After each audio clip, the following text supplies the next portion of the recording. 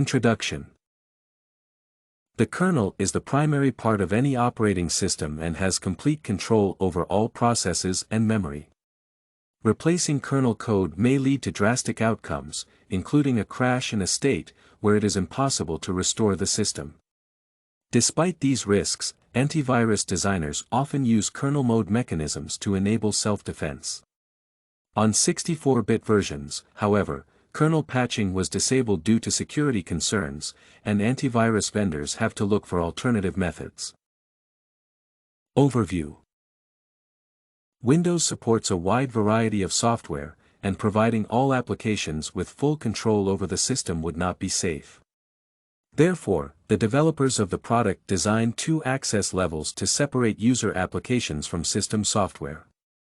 In user mode, software programs are given virtual address space, which is the only address array they can manipulate. Under such restrictions, applications do not have the capacity to affect the functioning of other software, including critical operating system processes. When a user mode program crashes, only the process associated with this application stops. In kernel mode, however, there is only one virtual address space that is shared by all kernel software, including drivers and the kernel itself. Such an elevated control over the operating system may be necessary for some circumstances, but there is an implication to consider. A crash of kernel mode application leads to the stop of the whole operating system, an event that is usually called the blue screen of death, BSOD. Benefits of kernel mode.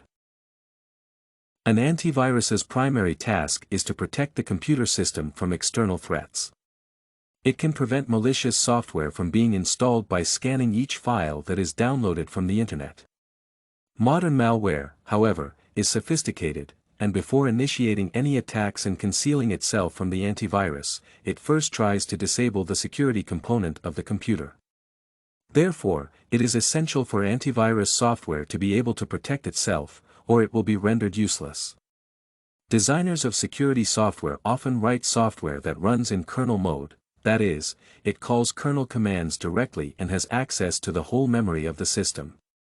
While it is dangerous to operate in kernel mode as it may lead to the crash of the whole system, it is often necessary to make the antivirus a kernel software. Malware could also be running in kernel mode and may try to stop the antivirus process. After successfully halting the security software, viruses may even try to uninstall it from the computer. A specific example is the usage of WinAPI calls to terminate a process. In user mode, the command nt-terminate process is called and an application process is asked to be stopped. If an antivirus is requested to be stopped using this method, generally, callers receive a denied access status. Kernel mode rootkits, however, do not use user mode WinAPI commands. Instead, they have privileged access and can stop any process without any restriction using ZW terminate process. For an antivirus to be able to protect itself from such attacks, it has to operate at a kernel level 2. It has to continuously scan what commands are being executed and what memory addresses are being accessed. In case a program wants to halt the antivirus process, the security software immediately detects what component initiated the call and can label it as malware and proceed with either deleting it or quarantining it. This method is called WinAPI hooking through kernel patching and had been supported by many antivirus vendors until Microsoft decided to implement kernel patch protection. Hooking user mode calls are currently the only way of providing some level of self-defense without affecting the kernel. Alternative methods. With the advent of 64-bit Windows versions, there has been a significant change in how antiviruses ensure self-protection. Microsoft has not ever supported kernel patching because the company believes that it leads to security flaws.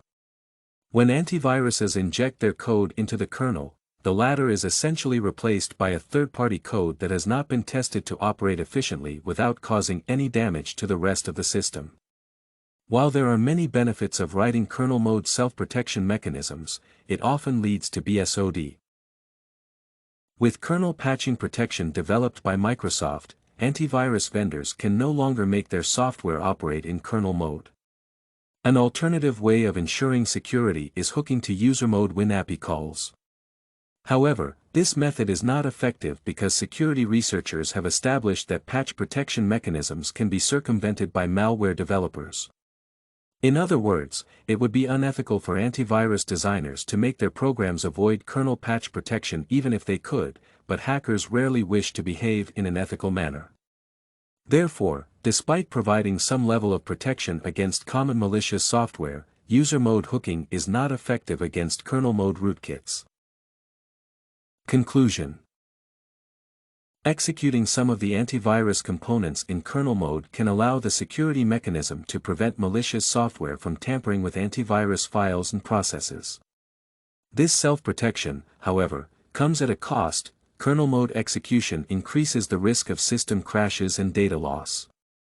Microsoft has disallowed antivirus developers from patching the kernel since the emergence of 64-bit versions of its operating system. Today, antivirus designers may use user mode hooking, but it is effective against kernel mode rootkits. This and many other essays are available at studycorgi.com.